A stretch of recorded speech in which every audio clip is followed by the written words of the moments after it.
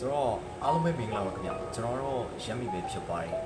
ဒီနေ့မှာတော့ကျွန်တော်အနေနဲ့ sharing လုပ်ချင်တာလေးတစ်ခုရှိပါတယ်ကျွန်တော် sharing လုပ်မယ့်အကြောင်းအရာကတော့ဒီ application တစ်ခုအကြောင်းကျွန်တော်အနေနဲ့ intro လုပ်ချင်ပါတယ်ဒီ application ကတော်တော်လေးကို productivity ဖြစ်သည့်အတွက်ကျွန်တော်အနေနဲ့ sharing လုပ်ရခြင်းဖြစ်ပါတယ် application လေးရဲ့နာမည်ကတော့ Army Voice Typing ပဲဖြစ်ပါတယ်ဒီ Play Store မှာကျွန်တော်တို့ download ပြီးတော့ share လို့ရပါတယ်ဒီ logo အပြအရောင်လေးနဲ့ဖြစ်ပါတယ်ဆိုတော့ဒီ application ကဘယ်လိုအလုပ်လုပ်လဲဆိုတာကျွန်တော်တို့ဆက်ပြီးတော့ပြောပါမယ်ဒီ application လေးအလုပ်လုပ်ပုံကကျွန်တော်တို့ကမြန်မာလိုပြောလိုက်တာနဲ့ဒီ application လေးကသူ့လိုစာရိုက်ပါတယ်စာရိုက်တဲ့အခါကျတော့ဒီ application လေးရဲ့ချွန်ချက်ကတော့ကျွန်တော်အနေနဲ့မြန်မာစကားကိုဖြည်းဖြည်းလေးဖြည်းဖြည်းမှန်မှန်လေးနဲ့ပြတ်တောက်မှန်ကန်အောင်လို့ကျွန်တော်ပြောပြဖို့လိုအပ်ပါတယ်ကျွန်တော်ကတော့မျိုးမျိုးတော့စမ်းသပ်ကြည့်ပြီးပါပြီဒါပေမဲ့ဒီ application လေးကတော်တော်လေးကိုထိရောက်ပါတယ်ကျွန်တော်လည်းထိရောက်ပါတယ် My God!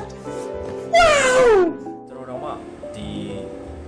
တငယ်ချင်းတွေစီကို message ပို့တဲ့အခါမှာဒီ application လေးကိုသုံးဖြူပြီးတော့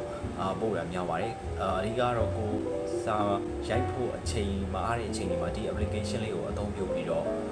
စာပို့တဲ့အခါမှာတော်တော်လေးကို productive ဖြစ်တယ်လို့ခံစားရပါတယ်ဒါကြောင့်မို့ဒီ application လေးကိုကျွန်တော်အနေနဲ့ share ခြင်းဖြစ်ပါတယ် application လေးကို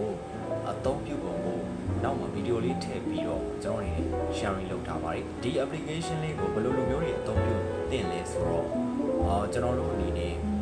စာရိုက်ဖို့အချိန်မရှိတဲ့သူတွေဥပမာစာရေးဆရာတို့သုံးပြီးလို့ရပါတယ်အမျိုးမျိုးပေါ့နော်ကျွန်တော်တို့ရဲ့အတွေးတွေကနောက်တစ်ခုကိုကျွန်တော်တို့မှတ်ချင်တဲ့အခါမျိုးမှာဒီ application လေးကိုအသုံးပြုလို့ရပါတယ်ဥပမာကျွန်တော်တို့ကစာဖတ်နေတဲ့အခါမှာကျွန်တော်တို့ကနောက်မှတ်ချင်လို့ဒီ application လေးကို point နဲ့ main ပေးပြီးတော့ကျွန်တော်တို့ကစာကို copy တက်လုပ်လို့ရပါတယ်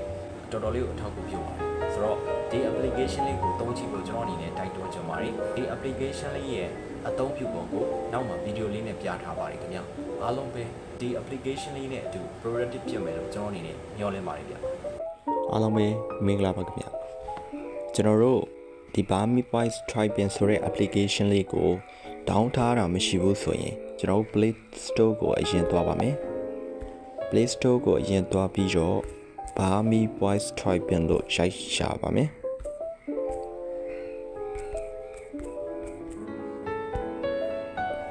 ကျွန်တော်ကတော့ down ထားတာဖြစ်တဲ့အတွက် open ကိုတစ်ခါတည်းနှိပ်လိုက်ပါမယ်ချွန်ချက်အနေနဲ့ကျွန်တော်ကအခု recording လုပ်နေတာဖြစ်တဲ့အတွက်ကျွန်တော် mic ကိုတော့အသုံးပြုလို့မရပါဘူးဒါကြောင့်ဒီ video clip လေးဂျားထဲမှာထည့်ပြီးတော့လုပ်ပြသွားပါမယ်ဒါကတော့ video clip လေးပဲဖြစ်ပါတယ်ဆိုတော့ကျွန်တော်တို့ဒီ Army Voice Typing app ထဲကိုဝင်ပြီးတော့ကျွန်တော်အနေနဲ့ဒီနေ့ငါဘာလုပ်ရင်ကောင်းမလဲဆိုတာကိုပြောထားတာပဲဖြစ်ပါတယ်နောက်ပြီးတော့ဒီအကြောင်းအရာကိုတကယ်ကြီးပို့ရင်ကောင်းမလားလို့ဆက်ပြီးပြောထားပါတယ်ဒါကတော့ဒီဖြတ်ချင်တယ်ဆိုရင်ဒီမှာအောက်မှာအမှိုက်ပုံးလေးရှိပါတယ်အဲ့ဒီအမှိုက်ပုံးလေးကိုကလစ်လုပ်လိုက်ပြီးတော့ဖြတ်လို့ရပါတယ်ဒါကတော့ကျွန်တော်ပြောထားတာပဲဖြစ်ပါတယ်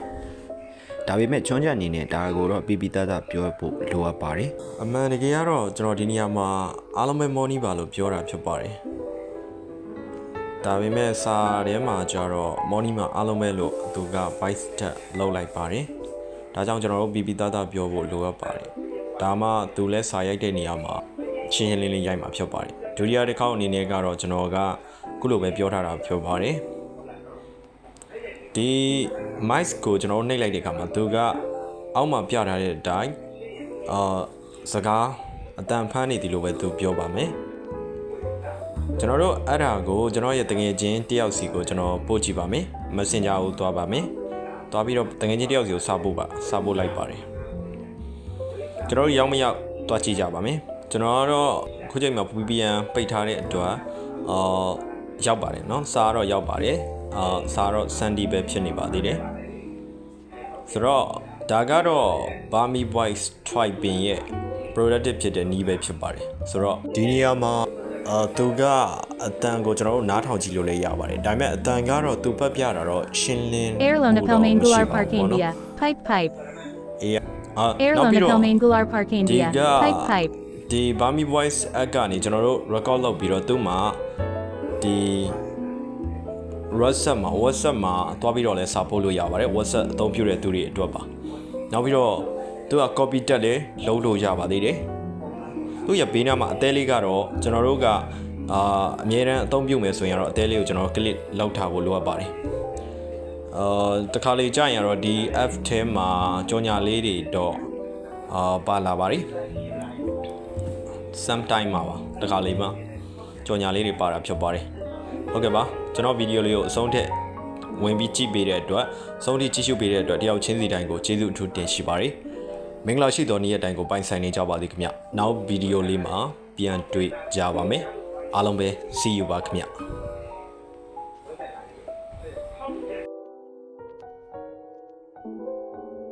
Thank you so much for watching.